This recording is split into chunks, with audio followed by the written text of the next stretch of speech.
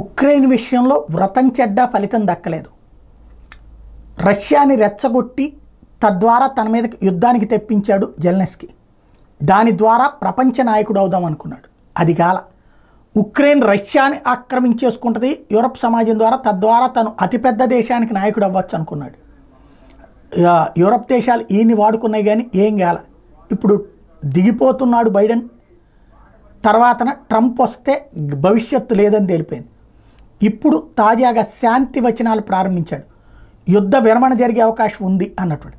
యుద్ధ విరమణ జరగడం అంటే ఓ రకంగా పులి మీద సవారీలా ఉన్నాడు ప్రస్తుతం. ఇప్పుడు ఆయన యుద్ధ విరమణ చేయడం అంటే రష్యా ఎంతైతే ఆక్రమించుకుందో అది వదిలేసి మిగతా ప్రాంతాన్ని పరిపాలించుకోవాలి ఉక్రెయిన్. అది జరిగితే తన దేశ ప్రజలే తనని తిప్పికొడతారు, తన్ని తరిమేసిన ఆశ్చర్యపోనక్కర్లేదు. అలా కాదని చెప్పి అదంతా తిరిగి ఇవ్వమంటే రష్యా ఇవ్వదు. మరి ఎలాంటి శాంతి ఒప్పందం చేస్తాడో చూడాల్సి ఉంది.